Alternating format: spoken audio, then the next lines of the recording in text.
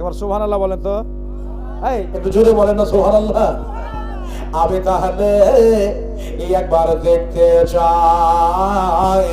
নবী বলতেছেন মা গো আমার কপালে সাথ দিয়ে গরম পানি করে দিয়ে আমাকে খুশি করতে পারবে না? যদি আমাকে খুশি করতে হয় তাহলে একবার কালেমা পড়ে নাও। চাচি আম্মা বললেন বাবা আমি কথা দিলে আমি গোসল করেছি, আমি এখন পাক হয়ে আছি, চলো আমার বাড়িতে। আমি কথা দিলাম আজকে এই টাইমে আমার বাড়িতে গিয়ে আমি কালেমা পড়ব। কেননা তোমার চাচা বাড়িতে নাই। আমি রে হামজা বড় জালালি মেজাজের লোক, আর আল্লাহ শোক দিয়ে দিয়েছিল সেই কালে যা ছিল ডবল। আর যদি নবীর কথা আমি বলতাম আমাকে নাম টান করতো না, নবীর কথা বলিস না, সে একটা নতুন ধর্ম নিয়ে এসেছে এই কথাই বলতো। ও চাচা বাড়িতে নাই, চলো এই টাইমে এই ফাঁকে আমি কালেমা পড়ে মুসলমান হয়ে যাবো। আল্লাহ নবী যখন শুনলেন চাচি আম্মা বললো কালেমা পড়বো, এই আপনার ফাটা মাথা নিয়ে রক্ত জরা মাথা নিয়ে চাচির সাথে চাচি বাড়িতে গিয়া হাজির। বাড়িতে গিয়া তাহারা তাহাসিল করল, ওজো বানিয়ে নিল। কেননা নবী আমার বললেন চাচি আজকে তুমি না পাক থাকা পাক হবা, অন্য ধর্মে থেকে পবিত্র ধর্মে আসবে, তুমি এবার ওজো বানিয়ে নাও। ভাই আমার বাবনের আগোয়ার আমি রে হামজার বিবি আমার নবী পাকের চাচি ওজো বানিয়ে নিয়ে এবারে বারান্দায় বসে ফাতা করে এদিক ওদিকে তাকাই, জানে না কেউ যদি দেখে যায় আর আমার স্বামীকে যদি বলে দেয় এত ডবল কালে যাওয়ালা সবে একটা থাপড় মারলে আমি আর উঠতে পারবো না। নবীকে তো ভালোবাসে না, আমাকে মেরেই ফেলতে পারে। এই জন্যে দেখলো চারিদিকে তাকিয়ে দেখা গেল মানুষ বাবা সাইডে না, পড়িয়ে দাও কালেমা পড়িয়ে দাও। আল্লাহ নবীর সামনে এবার নব মুসলিম হচ্ছে, নতুন মুসলমান হচ্ছে। আমি হামজার বেবি আল্লাহ গো স্বামীকে না বলে একটা কাজ করতে যাচ্ছি। আল্লাহ আমি জানি ভালো কাজ করতে গেলে স্বামীকে না বললেও হয়, নামাজ পড়ার টাইম হলেই স্বামীকে না বললেও হয়, রোজা রাখার টাইম হলেই স্বামীকে না বললেও রোজা রাখা যায়। মওলা রে আমি একটা ভালো কাজ করতে যাচ্ছি গো আল্লাহ, যদি এতে আমার পাপ হয় তুমি দেখবা। মওলা এবার নবীর সামনে আমি তা বসে গিয়া আমি কালেমা পড়বো, মুসলিমা হব। এবার আল্লাহ নবীকে বললেন পড়িয়ে দাও, আমারে মুসলমান বানিয়ে দাও। আমির হামজার স্ত্রী কালেমা পড়ে নিলেন, মুসলমান হয়ে গেলেন। তারপরে নবীজির কপালে রক্ত মুছিয়ে দিলেন, রক্ত আস্তে আস্তে আবার বেরিয়ে আসে। বলল চাচি গো ও চাচি এখানে আর আমি থাকবো না, ইয়ে জল্লে থাকবো না চাচি। কোন সময় আমার চাচা হয়তো চলে আসবে, তোমাকে দোষারোপ করবে, আমি চলে যাচ্ছি। আমার ভাইরা আমার মা বোনেরা গো, চাচি আম্মার কাছ থেকে আল্লাহ নবী বিদায় হয়ে গেলে চাচি আম্মা হাত তুলে আল্লাহকে ডেকে বলে আল্লাহ সবাই আমাকে তো কেউ দেখেনি, তবে আল্লাহ আমার স্বামী যেন শুনতে না পায় যে আমি কালেমা পড়েছি। তবে মোল্লা রে তোমার কাছে আমার একটা দোয়া, আমার স্বামীকেও তুমি হেদায়াত দিয়া দাও। বলেন সুবহানাল্লাহ। আমার স্বামীকে তুমি হেদায়েত দিয়ে দাও, মুসলমান বানিয়ে দাও মোলা। এই দোয়া চাইতেছে, স্বামী যাতে জানতে না পারে আমি কালেমা পড়েছি। মায়ার নবী নূরের নবী সাল্লাল্লাহু আলাইহি সাল্লাম এবারে চাচির কাছ থেকে বাহির হয়ে ইনি আস্তে আস্তে করে কাবার দিকে যাচ্ছে। বাড়ি গেলে মা হয়তো দিলাসা দিত, আব্বা থাকলে কাছে টেনে বুকে নিত, কিন্তু মা নাই বাবা নাই, সোজা চলে গেলে কাবা গৃহের কাছে। ওই কাবার কাছে গিয়ে ওই জায়গায় একটা কালো পাথর পড়েছিল, ওই কালো পাথরের উপরে বসে আছে, বসে আছে। এই যে কপালে রক্ত এখনো ক্রিমিশ একটু একটু করে বার হচ্ছে। ওনার চাচা আমির হামজা সারাদিন বনে বনে খুঁজে বেড়াই, কিন্তু একটা হরিণের সাক্ষাৎ পাওয়া গেল না। বলল বাড়ি যাই, সন্ধ্যা লেগে গেছে, বই কালো হয়ে গেছে। আমার বন্ধুরে আজ থেকে মোটামুটি ৪,০০০ বছর আগেকার কথা এখনো জিন্দা হয়ে আছে। যখনই কহি তখনই নতুন মনে হয়, যখনই বলি তখনই নতুন নতুন মনে হয়। আমির হামজা বন শিকার থেকে ফিরে আসছে, কিছুই পাইলাম না, হরিণের দেখা নাই, তাই মন খারাপ করে ফিরে আসছে। কাবার কাছ দিয়ে চলে যাবে, চলে যাবে, কিন্তু আচানক দেখা গেল সারাদিন বনের ভিতরে ঘুরে ঘুরে একটা হরিণের দেখা নাই। আচানক আমার সামনে এক হরিণ পড়ে গেল, আর আমি যেন হরিণের পিছন ধরলাম। আমি দেখলাম হরিণটা এদিক ওদিক না গিয়া একবারে সোজা ওই দেখো আব্দুল্লাহর ছেলে বসে আছে, আব্দুল্লাহর বেটা বসে আছে। ওই আব্দুল্লাহর ছেলে পায়ে গিয়া হরিণকে চক্করে চুমা দিয়ে দিল, চক্করে চুমা দিয়ে দিল। আমির হামজা বলেন আল্লাহ গো, আমি খুঁজে হয়রান পেরেশান, যে হরিণ খুঁজে আমি পাই না, ওই বনের হরিণ এসে বিশ্ব নবীর পায়ে আপনার চুমা খেল। আমি আস্তে আস্তে আস্তে কাছে এলাম, কাছে আসার পরে আমি যেন দেখলাম বাবা বন্ধু আব্দুল্লাহর ছেলে আমার ভাতিজার কপাল দিয়ে রক্ত বেরোচ্ছে। আমি জিজ্ঞাসা করলাম ভাতিজা তোমার কপালে মারলো কে? কে মেরেছে কপালে? একটা বার আমার কানে আওয়াজ দাও, সে যত দূরে লুকাক কেন, সে যত দূরে যাক না কেন, আমি তাকে না মেরে বাড়িতে শান্তিতে বসবো না। বলো বাবা কে মেরেছে? আমার দয়ার নবী বললেন চাচা গো, এ মারের প্রতিশোধ নিয়ে মারের আঘাত মার দিয়ে দিয়ে আমারে খুশি করতে পারবা না। যদি আমারে খুশি করতে হয় চাচা যান, শুধু এসো একবার তুমি কালেমা পড়ে নাও, চাচা যান কালেমা পড়ে নাও, যদি পড়ে নাও তাহলে আমি খুশি হয়ে যাব। এতিম হলে বা আমিনার কোলে রহমত নেমে এলো, সুবহানাল্লাহ বলেন।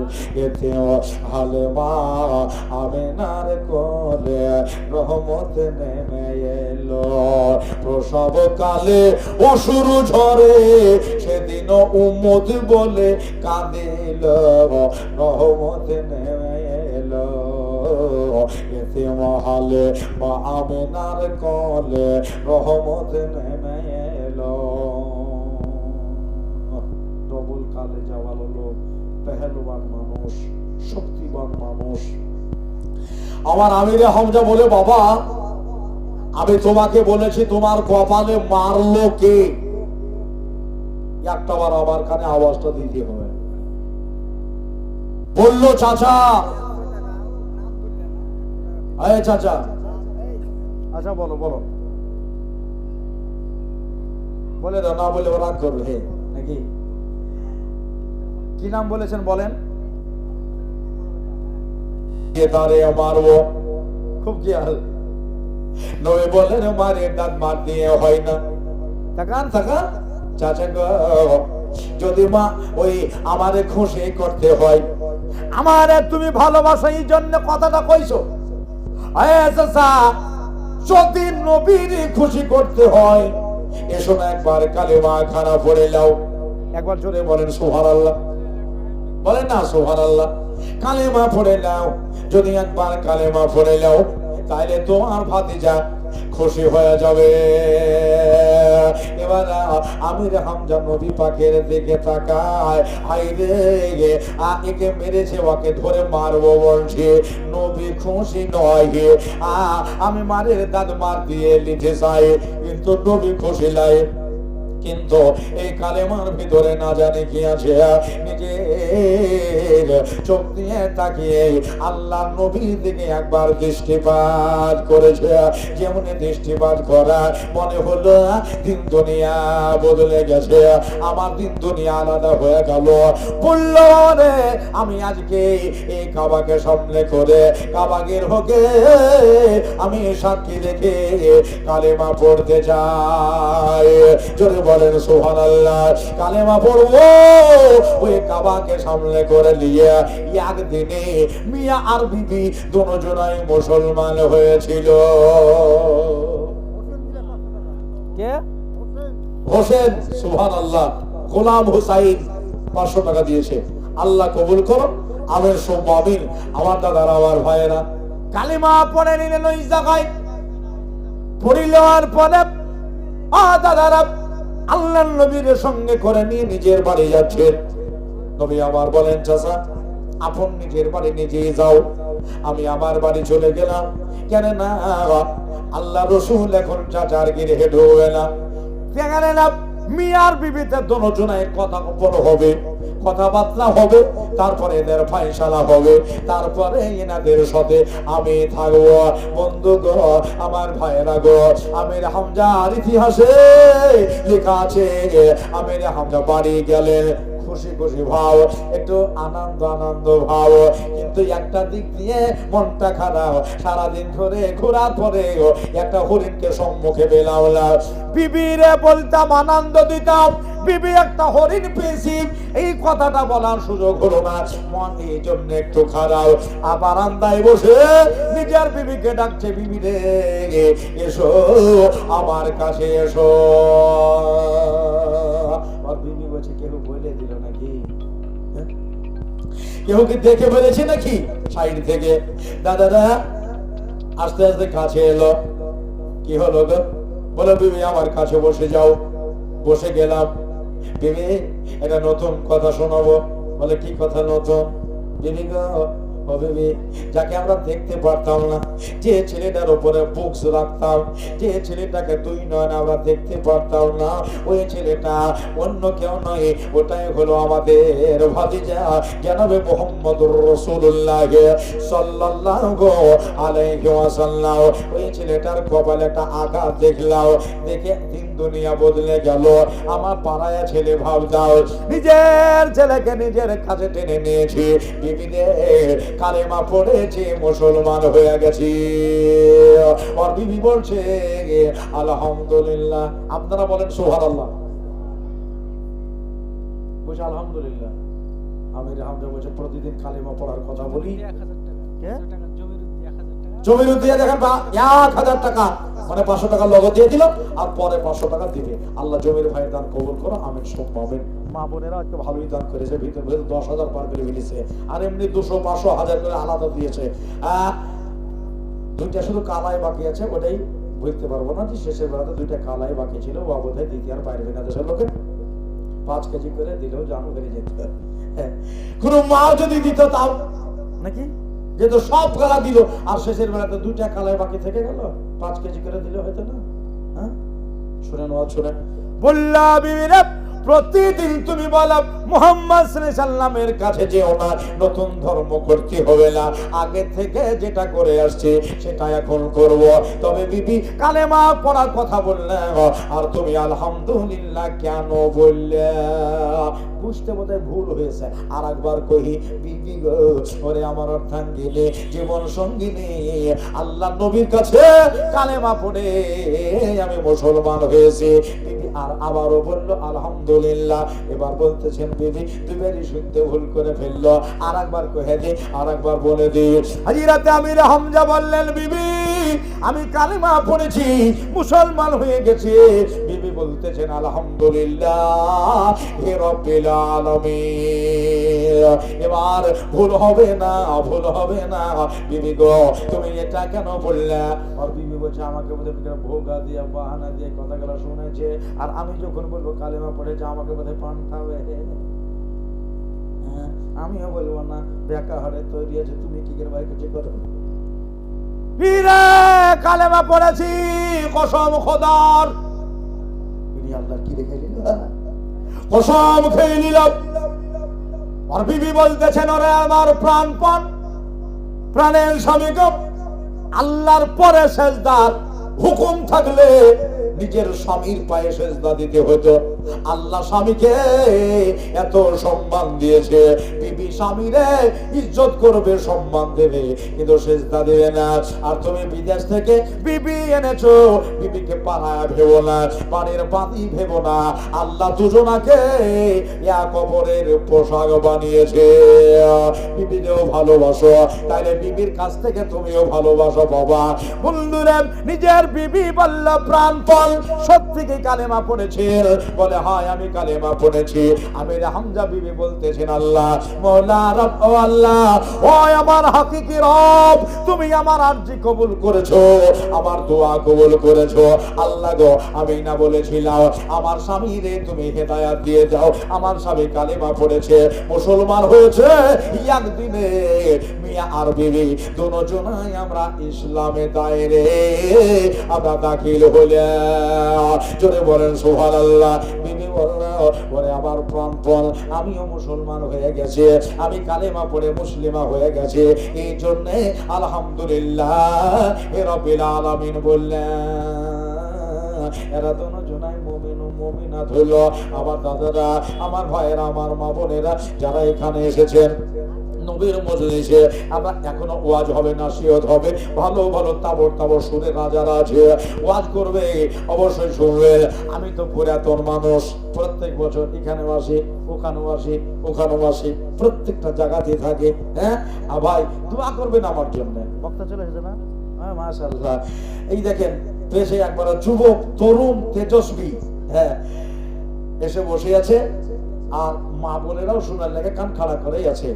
যারা এদিক ওদিক গাছের পেশাব পায়খানা এদিকে সেদিকে রুটি ভাত যারা খেতে গেছে, চট করে এসে পট করে বসে যান, জানে আবার এই চাটাই আপনাদের তিরপল আবার ভরে যায়। বসে বসে শুনবেন, ভালো লাগবে। আল্লাহ রসুলের কথা শুনবেন, ওনাদের ইতিহাস শুনবেন, হাদিস ও কোরআনের কথা শুনবেন। যারা শেষ দান করেছেন তাদের জন্য একটা বার দোয়া করে নিয়ে ইনশাআল্লাহ আজিজ আমি এখান থেকে বিদায় নিব। আর তবে দুইটা কালায়ের শুধু তালাই থাকলাম, দুইজন চাচা কই গো চাচা, দুটা কালাই 5 কেজি করে দেন, শেষ আপনাদের দিয়ে একবার দোয়া করব ইনশাআল্লাহ আজিজ। আর যারা দূরে আছেন আপনারা কাছে কাছে চলে আসবেন। কেন জানেন? এই জায়গাতে আসবেন, আমরা সামনে দেখবেন আলেম ওলামাকে। একটা লোক থাকে ভয়ে আসতে চায় না, কাহিলবে বলে পকেট থেকে পয়সা কাঢ়ে নেয়। হ্যাঁ কিছু কিছু মানুষ বলে বুঝলাম বসে চলতে পকেটে সিটিবিল মারার জি কেউ করে না, আপনার নিজের চাই যেটা দিবেন সেটাই। ভাই যারা দূরে আছেন কাছে আসেন, এখান থেকে বক্তব্য ইতি করলাম। ইল্লাল বালাগুম মুবিন। আল্লাহ যদি বাঁচিয়ে রাখে আবার ইনশাআল্লাহ আসবো, শুধু কাছে আনার জন্য আর জায়গা বদলাবার জন্য। একবার দাঁড়িয়ে সালাম পড়েন, ইয়া নবী সালাম। যারা দূরে আছেন চলে আসেন।